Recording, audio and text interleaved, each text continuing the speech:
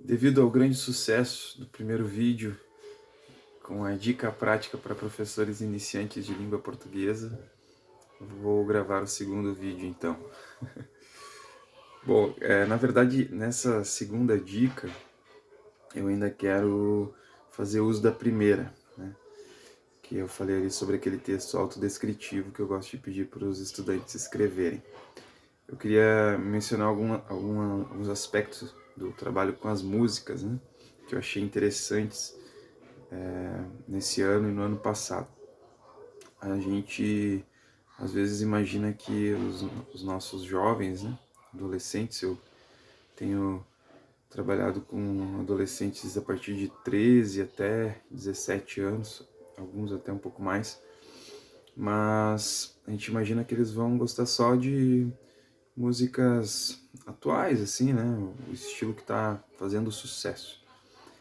E não tem nenhum problema, né, essas músicas também tem algum conteúdo, a gente consegue usar.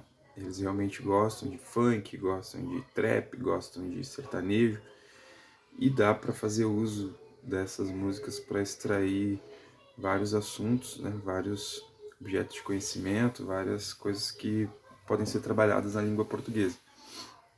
Mas eu fiquei bem surpreso porque alguns jovens têm um gosto musical assim requintado, eu diria.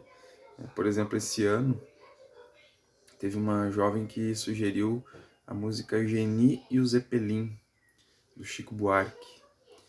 Então fiquei surpreso, foi bem legal a gente trabalhar essa música, o conteúdo dela, o significado, além de trabalhar as questões da gramática também.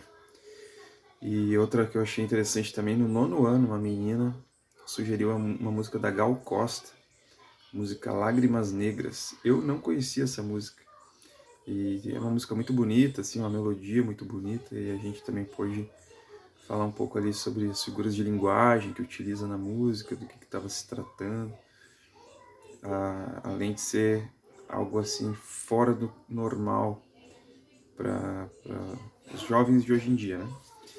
E é bem interessante como vários jovens têm assim gostos musicais. Teve alguns já que sugeriram Tim Maia, Rita Lee, então a gente se surpreende.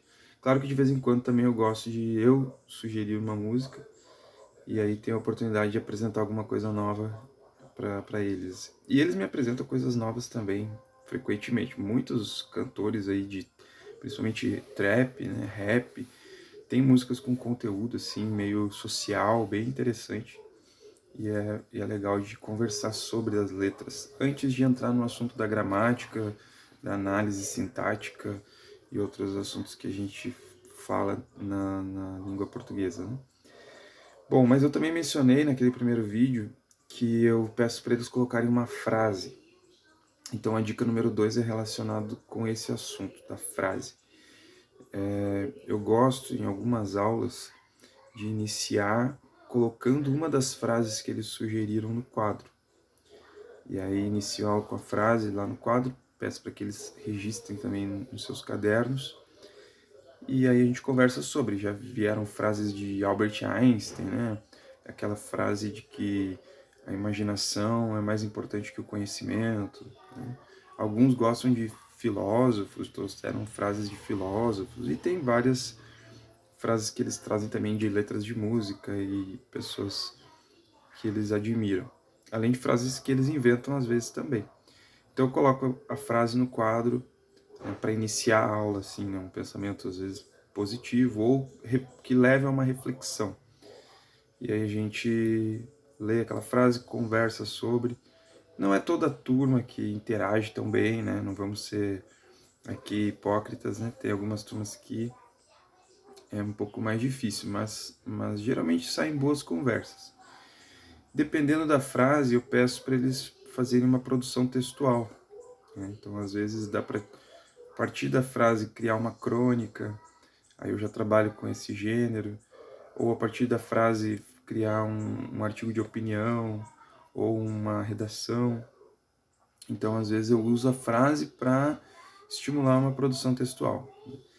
E depois peço que eles compartilhem com a turma a produção textual deles. Claro que isso muitas vezes têm uma certa resistência, né? São envergonhados, mas quando eles não querem ler e permitem, eu leio o texto que eles produzem. E muitas vezes saem coisas interessantes, né? Dessas produções. Mas também utilizo as frases para fazer questões gramaticais, né? Trabalhar, depende aí do ano, né? Qual o sujeito, verbo, predicado, quantas orações tem, que tipo de oração é, se tem algum conectivo naquele período, né? Se tem mais de uma oração. Então a gente trabalha ali questões da língua portuguesa, quais as classes de palavras, né? A que pertence cada palavra na frase. Então a partir daquela frase também consigo trabalhar vários objetos de conhecimento que eles precisam ter, né, durante o ano. Então essa é a segunda dica aí que eu vou compartilhar, tá bom? No vídeo passado eu mencionei que se tivesse 10 visualizações eu gravaria outro. Teve bem mais de 10 visualizações. Então nesse vou estipular outra meta. Se tiver mais de 20 curtidas, aí eu faço um outro vídeo com uma outra dica, tá bom?